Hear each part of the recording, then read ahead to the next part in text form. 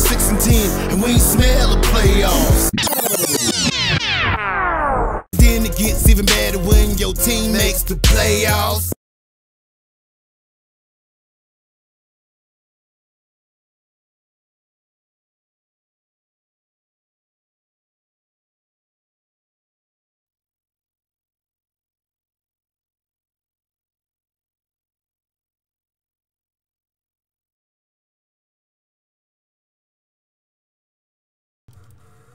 There we go.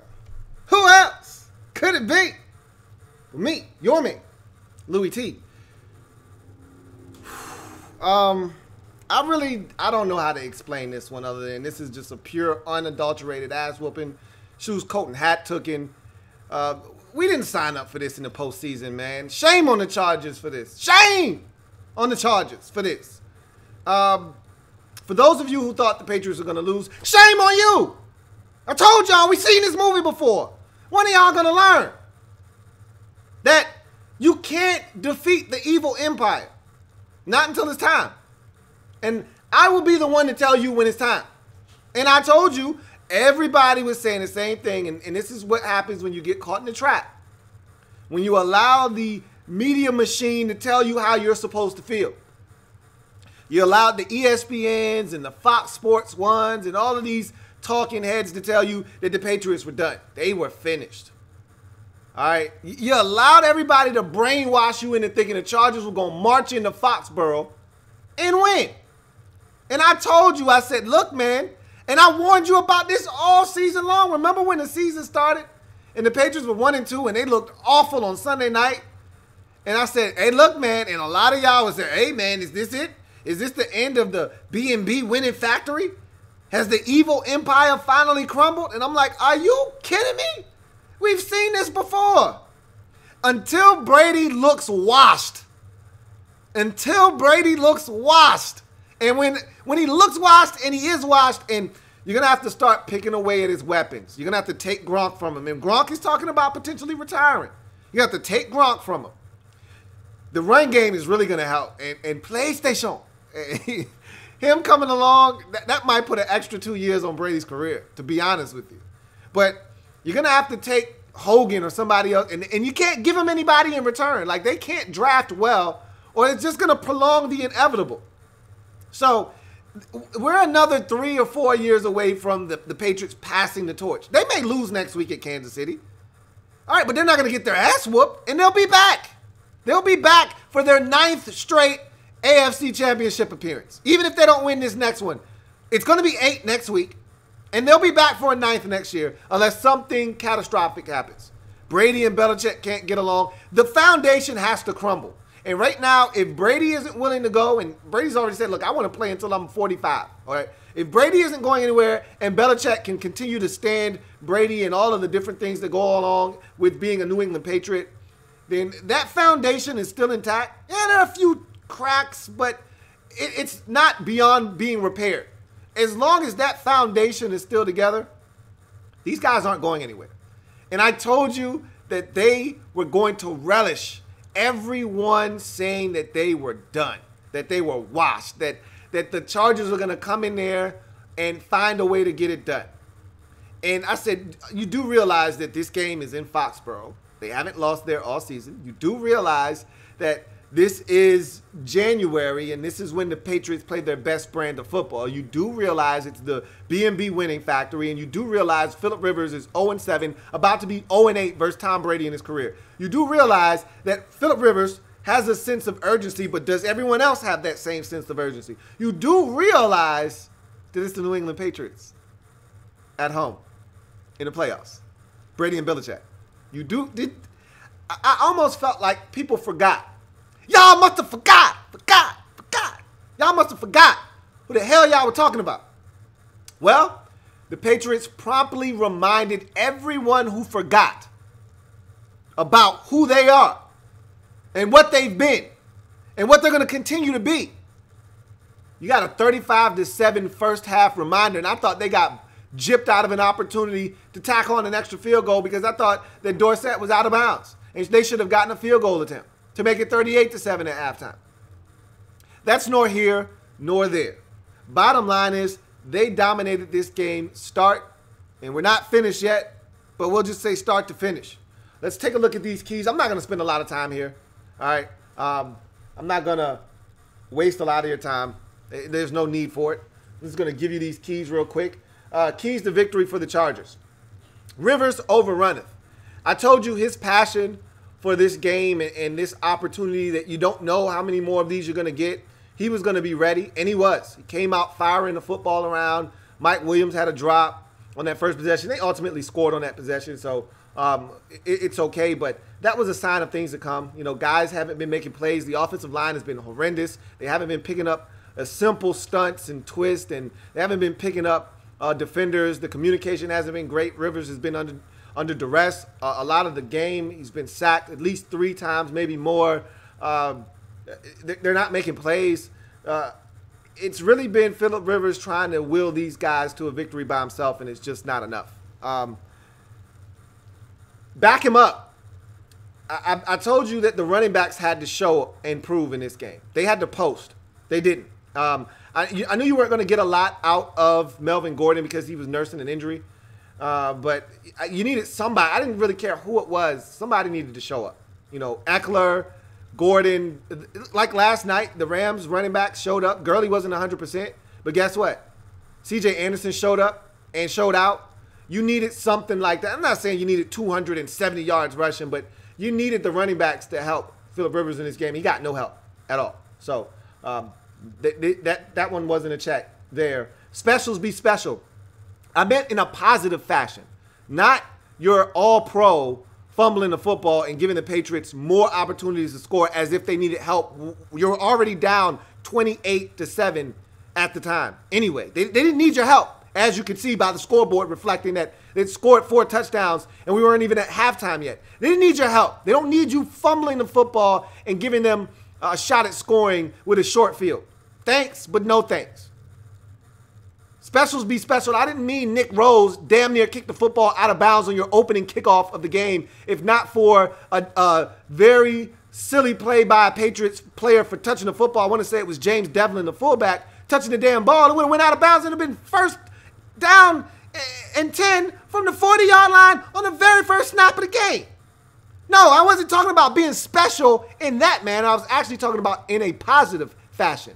But the Chargers' special teams has been a negative in this football game. I meant specials be special as in positive special, as in bad meaning good, not bad meaning bad. But they were bad in this game thus far, and so that's a part of the problem. Black and blue Brady. He's been anything but black and blue in this game. As a matter of fact, he's been quite comfortable, actually. Thank you very much. Brady has been able to build a house. The big bad wolf has come and blown his house down, and Brady just built another one.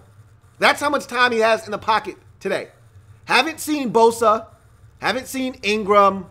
Haven't seen Rochelle. Haven't seen anybody. I've been looking. Trust me, I've been searching far and wide. Haven't seen anybody. And I'm looking. Still haven't seen Bosa. Still haven't seen Ingram. Still haven't seen any of these guys that we thought were going to impact this game. Brady's been really comfortable. Really, really comfortable. Unfortunately, you don't get to Brady, you don't have a chance. I told you that in the lead up to this game. If you don't get to Brady, he's going to carve you up. I said, even if he has to throw it to the running backs 8 times a piece, Woodhead, Burkhead, and White, and Michelle, even if he had to spread it around to the backs 24 times, 8 apiece, he'd do it. He'd find a way. Well, he didn't have to do that day. Edelman ate you alive. Dorsett came alive. Gronk sprinkled in a couple catches. And then the backs got in and did what they do. TNT. Turnovers and touchdowns. I meant for you, not for them. You turned it over. They scored touchdowns. You didn't score touchdowns. They have been scoring all the touchdowns. Let's see. They scored another field goal. It's now 41-14. Let me ask. Have the Patriots punted today at all? I'm not sure. Yeah, they did. That's the play where King muffed the punt. So It hasn't been many punts. I can tell you that much. It's been a rough one. But they scored on their first 5 trips to the red zone. They got in the end zone all 5 times. I haven't seen this Chargers defense all season long. And I told you, against and this was the game that worried me. I said, did you guys see the game against the Bengals when they let a backup quarterback come into L.A. and almost lead the Bengals to a victory? No A.J. Green, no Andy Dalton. It was just Joe Mixon, who put on a show that day, and Jeff Driscoll, who almost led them to a victory. And I was wowed, and I was amazed, and I was like, what the hell was that? That defense I saw that day is the defense I'm seeing today. And I didn't think that defense would show up against the Patriots, but it did. Unfortunately, this was the wrong time for that defense to show its ugly head, and it did, and it got ugly, and it got ugly fast. So really the only key to victory is really they don't have any keys to victory because Rivers didn't even, and he wasn't allowed to have a great game. They haven't protected, they haven't run the ball. He wasn't allowed. He threw some darts early in the football game when it was still competitive, but he didn't get any help. Keys to victory for the Patriots: protect TB12, check. They've been phenomenal up front. I mean, Trent Brown is over there just killing guys, throwing them on their ass, caking them, extra syrup on top. I mean, they're just having a field day with the Chargers up front. PlayStation is absolutely annihilating this Chargers defense. 3 rushing touchdowns for him, all in the first half. He was phenomenal in this game, and I thought he had a chance to be. Rivers run dry. You could say that Rivers didn't play his best brand of football, but again, I'd more so blame it on his supporting cast. Offensive line was abysmal. The running backs gave him no help. The receivers, I'd like to see them do a little bit more in this game, but at the end of the day, that was a total team effort on that side of the football for the Chargers. They just collapsed as a team around Phillip Rivers, who I thought was out there trying to find a way to get these guys involved, and they didn't do enough. They didn't bring the same sense of urgency, and that's what I worried about. I said, Phillip Rivers is going to have the sense of urgency of, I don't know if I'm ever going to get back here again. We got to find a way to get it done, and I just didn't know. And I remember this. I'll never forget. I had a similar situation. I was a senior in high school, captain of the baseball team, and this is as far as we had ever made it in the postseason, and I was amped, and I was like, this is it. This is my last year. You know, I don't know if I know this is it for me. And I didn't plan on playing college baseball or anything. And I said, look, I was talking to a bunch of young guys. There were a couple of seniors with me, but for the most part, the better part of that team were all seniors. And I said, look, guys, this is it for me. If we don't win this game, I don't play another game ever. Like, we got to find a way to get it done. And I could tell there wasn't the same sense of urgency with those guys. They knew they had 2-3 more years of high school baseball left in them. This was it for me. They didn't have the same sense of urgency. I went out, I hit a home run. I had a triple and a double in that game. There were 3 RBIs in that game for me. We scored 3 runs in that game. We lost that game 11-3, and I did all of the damage. I got no help. And that's how I felt about Phillip Rivers in this game. I knew that I had to do something because this was it for me. And you look around, and there's a lot of young guys, and they just don't get it. And I look at Phillip Rivers, and he looks around at a lot of these younger players, and they just don't get it. They think, we'll be back next year. Ask Dan Marino, who went to the Super Bowl in his 2nd season. He probably thought he was coming back to the Super Bowl. Man, I made it to the Super Bowl in my 2nd year. I'll be back. He never made it back to the Super Bowl. You have to play with a sense of urgency. I just didn't feel like the Chargers came out with that sense of urgency this week. Oh, yeah. And, oh, by the way, the Patriots are really good, too. That helps as well. Make them earn it. I said don't turn it over. Don't make it easy on the Chargers. They didn't. They played Patriots football. They did what I expected them to do and play the underdog card. Look, I felt like too many people out there thought the Chargers were going to march into Foxborough and win, and I told you guys that was a mistake. And they don't need any bulletin board material. They don't need people giving them fuel to add to the fire. They're good enough as is. They're battle-tested. They've been here before. They know what it takes to win. They don't need people giving them ammunition to go out and just start spraying the Chargers. They didn't need that. But that's what people did. They gave them more ammunition as if they didn't have enough. And so they just came out and just extendo clip, opened up on the Chargers, and just emptied the clip. And unfortunately, every single bullet hit the Chargers in the first half, and this thing got ugly fast. So the keys to victory, I'd say the Patriots pretty much checked off every single one of their keys to victory, and that's why they're leading this game currently 41-14. So I get back to a quick little breakdown, and then we'll get to your comments. Again, I don't want to keep you here that long.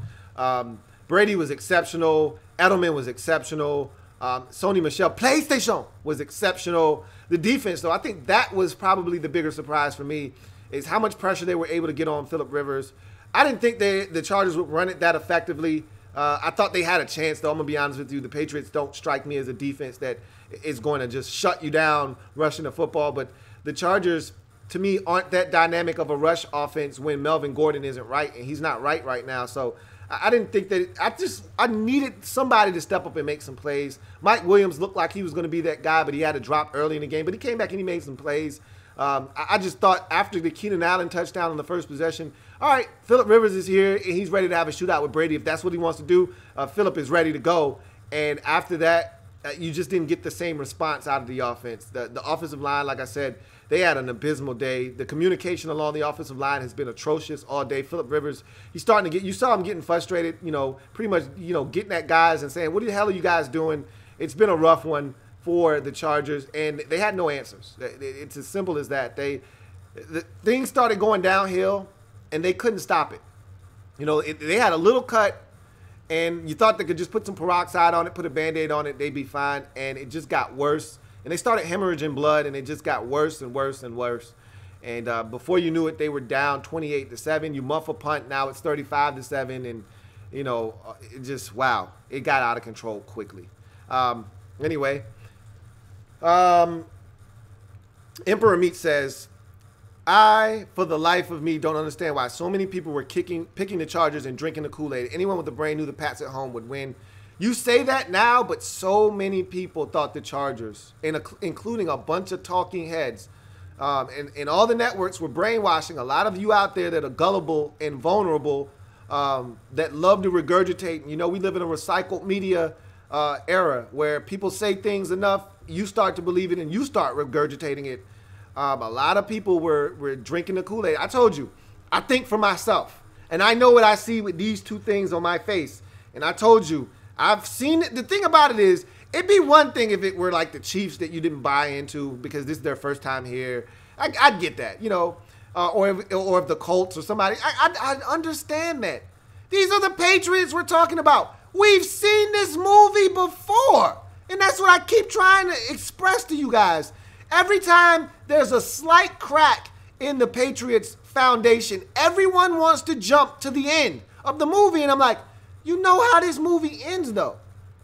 But you still have to go through the different parts of the movie to get to the end. The ending is going to be the same. But everyone always wants to jump to this new conclusion. Oh, it's a new director, all right? And they're going to have a different ending this time. The one where the Patriots aren't victorious. And I'm like, bruh, doesn't matter. Different director, same outcome. The Patriots aren't dead until I tell you so. They're not dead yet. I'll tell you when the Patriots are done.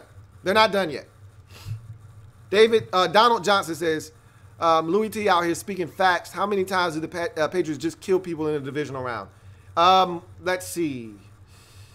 They're going to go to their 8th straight AFC Championship game. So I'd say, let's call it, out of those 8 victories that got them to the championship game, let's say they killed about 5 of those opponents. Emperor Meat says Rivers is now 0-9 versus Brady. It's 0-8 after today, but he said it isn't happening, especially in Foxborough in the postseason. Yeah. Donald Johnson says Phillip Rivers is the best QB I've seen never win a big game. Like how?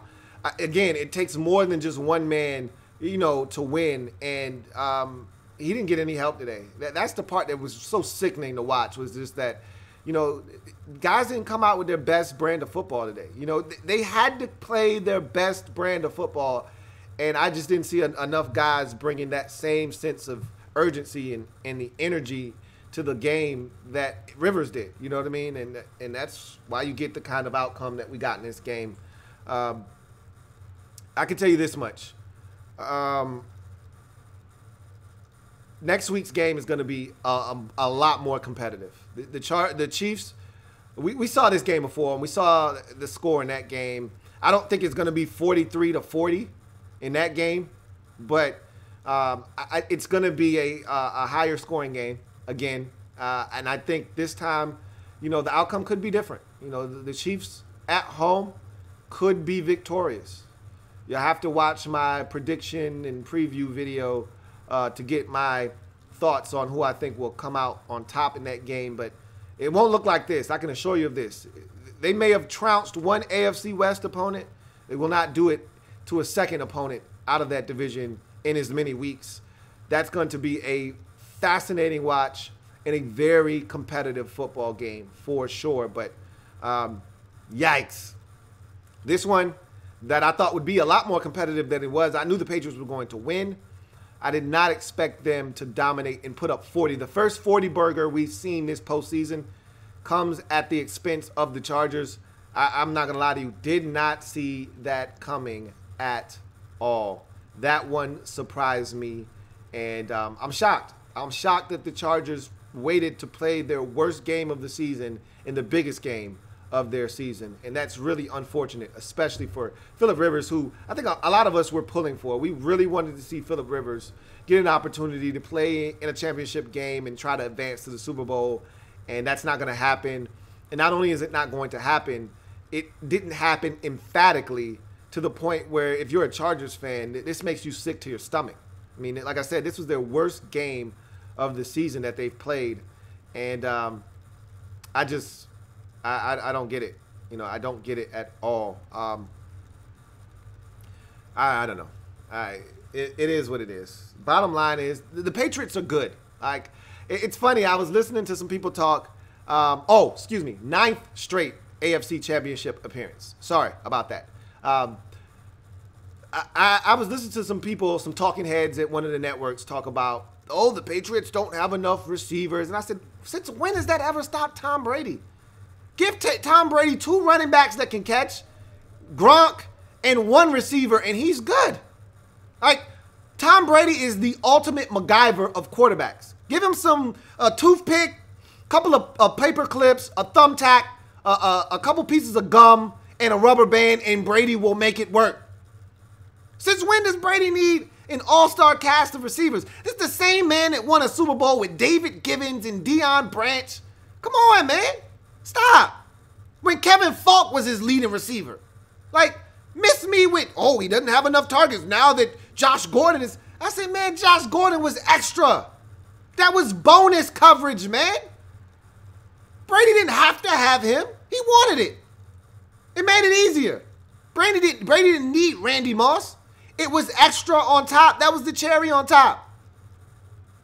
Brady needs Randy Moss so he can set the NFL record for the most points and touchdown passes in a season. That's why he needs a Randy Moss. If he just wants to win, he doesn't need a guy like Randy Moss. He doesn't need a guy like Josh Gordon to just win. Give him a couple of running backs. Like one of my favorite movies. Give me a couple of Humpty Dumptys, a couple of tech guys, enemy of the state. When he's trying to get that tape back, he didn't need much. Give me a couple of Humpty Dumptys, a couple of old military cutouts. Let's get this guy. Let's track him down. Let's get this tape. You talking about Tom Brady here? Give me a couple of running backs with some hands. Give me Gronk. Give me 1 receiver, and I'm good. Give me Edelman, and I'm ready to roll. Come on, man. It's Tom Brady. Stop playing. Craig Smith says, Gus Bradley is an idiot. The end. I'm done. Why are you going to do Gus? Now, why you want to go and do Gus like that? Now, why you want to go and do Gus like that, man? Come on. You weren't doing Gus like that last week. Man, when he was shutting down Lamar Jackson with 3 safeties in the box, don't do Gus like that, man. Gus is a nice guy. Oh, man. This one got ugly quick. That's all I have to say. I just didn't expect this. That's all. But in any event, let's get out of here. I'll let you guys prepare for the upcoming game. Kind of let this one sink in. There's really not much to talk about. I mean, the Chargers pretty much laid down in the first half of this game, and it was over before we even got lathered up. It was 3 straight possessions of touchdowns, 2 for the Patriots, 1 for the Chargers, and then it just was all Patriots from there. And I mean, I don't know. When you get your ass whooped like this, I've said this plenty of times in the past. When you get your ass whooped, it's not a lot to really talk about. When it's a close game, then you can start dissecting the game and talk about this was a key point and a turning point, or this happened or that happened. When you get destroyed, it was similar to Deflategate for me. When you get destroyed, don't talk to me about a football being deflated. You lost by 3 touchdowns. I don't want to hear about a football being deflated. You lose by 7, you lose by 6. All right, I'll listen to you gripe and moan about a football being deflated. But no, you lost by 30. No, I don't want to hear that. Storm says, what a disappointment. Never trust Los Angeles in the playoffs. And on that note, I am going to glide to the side. At this point in the game, it is now, let's see, they're showing a replay. It looks like Keenan Allen caught a pass. He didn't fumble. I just took a glance at it. He is it's still 41-14. 7 minutes to go in the fourth quarter. And like I said, that's going to do it for me. Thank you guys for joining me. Like the video. Subscribe to Louie T Network if you haven't already done so. Come back and join me trust me. Well, don't trust me because I think that the next game has a chance to be an ass whooping as well. And if that one's an ass whooping, I'd say that this was a very dissatisfying weekend of football because yesterday the first game stunk. The nightcap was pretty good. This game was trash, and the next game has a chance to be an ass whooping as well. We could get 3 out of 4 ass whoopings this weekend, to be honest. And if that's the case, I'm going to be really disappointed because I was looking forward to a week full of exhilarating football, and really we've had some snoozers. And somebody made, I think it was my man J Cam Man, who made the comment yesterday that the games weren't as good this year. I beg to differ. Wild Card Weekend was exceptional. Sans for the Texans-Colts game. I thought every other game was good. This weekend, though, might be trash. If this next game, Eagles at Saints, is an ass whooping like I think it's going to be, we could have a weekend where 3 out of the 4 games were pretty much blowouts and non-competitive contests. And I told you, I thought that the teams coming off the bye were superior to a lot of these teams. I didn't think it was to the point that we've seen, to the extent that we've seen these games play out. But you know what? It is what it is. At the end of the day, we're probably going to end up with the 4 best teams when it's all said and done. Rams and Saints, which is what we've been saying all along in the NFC. I think that's what we're going to end up with in the NFC. And in the AFC, Patriots and Chiefs. They were the number 1 and 2 seed. And I think that's what we're ultimately going to get. 1 and 2 seed in each conference. And I think they were the 4 best teams in football this year. And so I think we're going to get what we were supposed to get.